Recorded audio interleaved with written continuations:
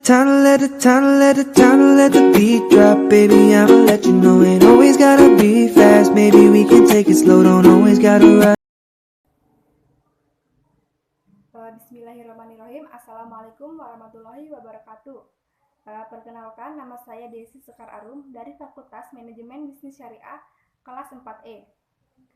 Nah, di sini saya akan menjelaskan sedikit tentang prinsip perbankan syariah.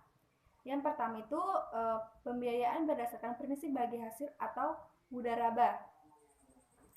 Mudharabah merupakan perjanjian kerjasama antara pemilik modal dengan pengelola modal, di mana keuntungan dibagi sesuai dengan kesepakatan yang telah ditentukan, dan kerugian ditanggung oleh pemilik modal selama bukan merupakan kelalaian dari pihak pengelola modal.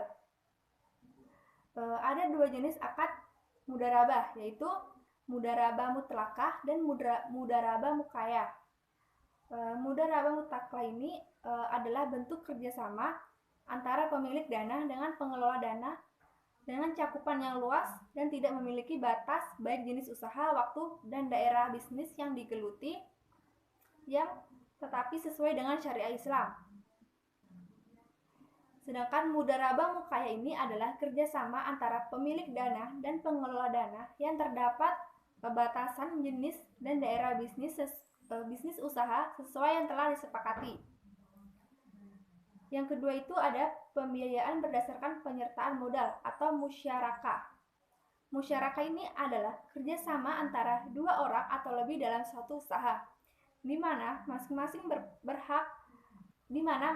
pihak berhak atas keuntungan yang didapat sesuai dengan porsi modal yang dikeluarkan.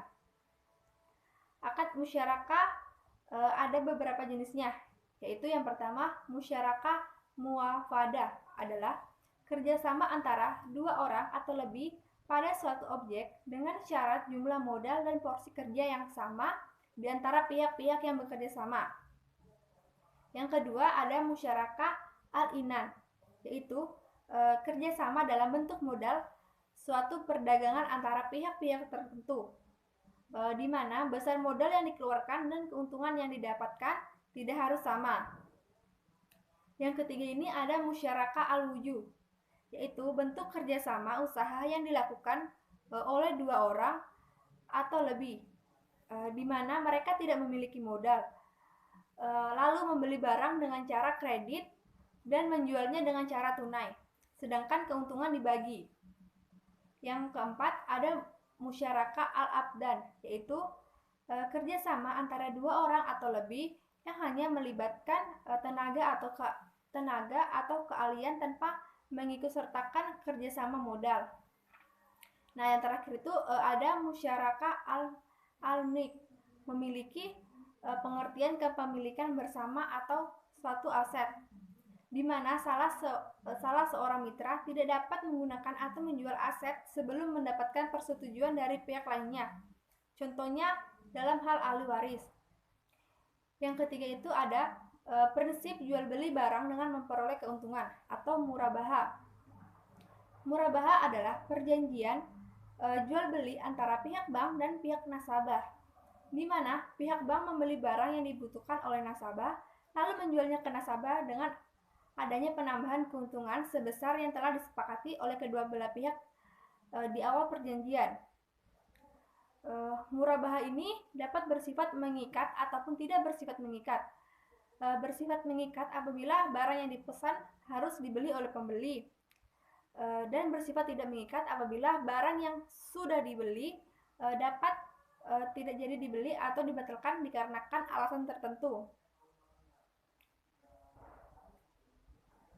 Murabaha tanpa pesanan yaitu penjualan yang bersifat tidak meningkat, atau penjualan ini dilakukan tidak melihat ada atau tidak barang dipesan, sehingga dalam pemaksokan barang dilakukan sendiri menurut prediksi penjual. Yang keempat, ada pembiayaan barang modal berdasarkan prinsip sewa murni tanpa pilihan atau ijarah. Ijarah adalah perjanjian pemindahan hak guna atas objek atau jasa dengan adanya biaya sewa tanpa adanya pemindahan kepemilikan dari objek tersebut. Nah, yang terakhir itu ada pembiayaan dengan kepemilikan atas barang yang disewa dari pihak bank oleh pihak kita atau ijarah wa iktinah. Ijarah wa iktina ini adalah perjanjian pemindahan hak guna atas objek atau jasa dengan adanya pembayaran upah sewa beli yang diikuti dengan pemindahan kepemilikan pada waktu yang telah disepakati di awal perjanjian. Nah, itu tadi penjelasan singkat tentang prinsip perbankan syariah. Kurang dan lebihnya mohon dimaafkan. Terima kasih dan assalamualaikum warahmatullahi wabarakatuh.